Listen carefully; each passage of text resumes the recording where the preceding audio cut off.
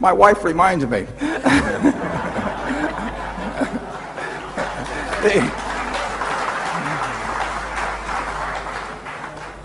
No, I was lucky enough to be wired a certain way. I mean, and if you're lucky, you're lucky. I mean, if I've been born with the right adenoids or something, maybe I could have been a great singer, but I wouldn't have deserved any credit for that either. There's a lot of luck in life, and I've had it. So I'm not. I don't feel guilty about it in the least. But I do feel appreciative. I was born into a very fortunate country. I was male when, if I'd been female, I wouldn't have had the same opportunity. I was white when, if I'd been black, I wouldn't have had the same opportunity. I had, in particular, a father who gave me unconditional love, throughout my life. He didn't give me unconditional approval, and I gave him plenty of reasons to withhold unconditional approval. But I have done what I was sort of cut out to do, and I've been lucky enough to be able to work at something that I've loved all my life. I sold shirts for J.C. Penney when I was about 17, and I stood on my feet all day and tried to sell people a $3.98 shirt instead of a $2.98 shirt when they came in. That wasn't that much fun, So I have gotten to do things that are fun, and I should be appreciative, and I'm not ashamed of it, but I'm not enormously proud of it either. I mean, it's just the way it was the hand that life dealt me, and I got dealt a very good hand. When I met Bill on July 5th, 1991, I think we probably spent 10 or 11 hours talking. Yeah, two things that I picked up after meeting you. Bridge was one and golf was another. Yeah. I was never a good golfer, and it was an excuse to talk. It certainly wasn't about golfing. Whenever I see something, take these very low interest rates, even negative interest rates, I'm always thinking, boy, I'm looking forward to talking to Warren about that. One thing that's fun is you have a very optimistic view about things. I think if I'm a sort of neutral in terms of optimism or pessimism, and I look at the facts around me, I look at what has happened in my lifetime. Put three of me end to end, and you're back before the Declaration of Independence was written. That progress in 3 lifetimes like mine it's mind-blowing. Since I've known you, you've always been good at taking finance things and making them simple. Do you think that came naturally, or did you learn over time just answering questions about finance decade after decade? I started teaching a course when I was 21 years old at the University of Omaha. I did that because I was terrified of public speaking earlier, and I'd taken a Dale Carnegie course, and I felt I just had to get out there and start talking.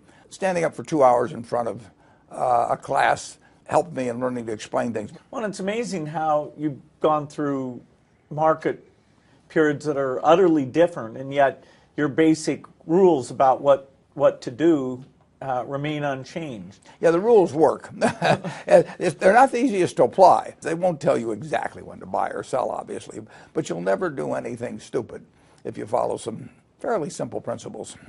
When you get a chance to buy something of extraordinary value, whether it's a farm or an apartment house or a piece of a business or an entire business, the time to do it is then, and not worry about whether you could do it a little cheaper a month later or 2 months later. Warren makes unique compensation agreements for the people who work for him. And having thought through how do you incent good behavior, what's the best thing for the long term, I've learned a lot of how you think about compensation. Basically, I want the paintbrush to be in their hand. And then when they paint something that they think is beautiful and I think is beautiful, I want to cheer like crazy for them. I was in the world of writing software, being an engineer, and he was in the world of picking stocks. And I just had never been attracted to that for myself. And yet, as soon as he was asking me about IBM or Hewlett-Packard and how they priced their product and how things were changing and what the nature of the competition was and what I would do if I got to run those companies, I could see that his investing was just an outcome from having this incredible model of business and business value. And so, I got to ask him lots of questions, and our first meeting turned into a day-long discussion, and I was you could say, smitten by the opportunity to talk with Warren about all these topics.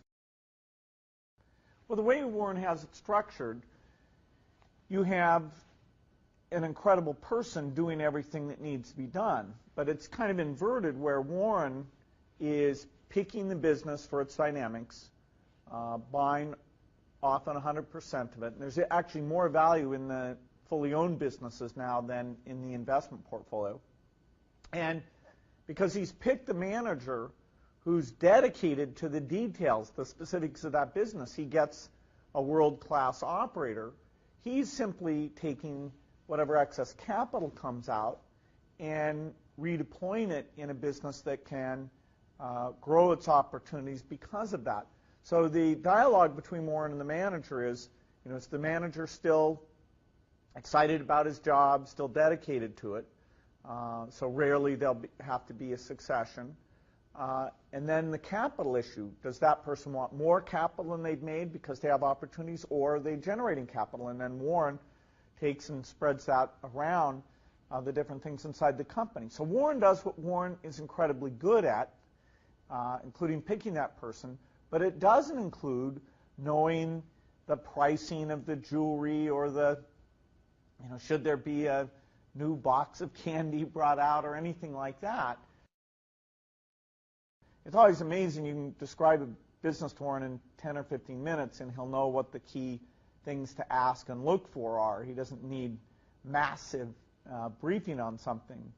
In fact, one time when we took Warren to visit Microsoft, he was here for the weekend, and I thought, geez, we should show him around. He'd be interested to see it. So after we'd spent about a half day doing it, he says, now I've toured Microsoft more than any business that I own. Because on-site tours are not part of how he does his analysis.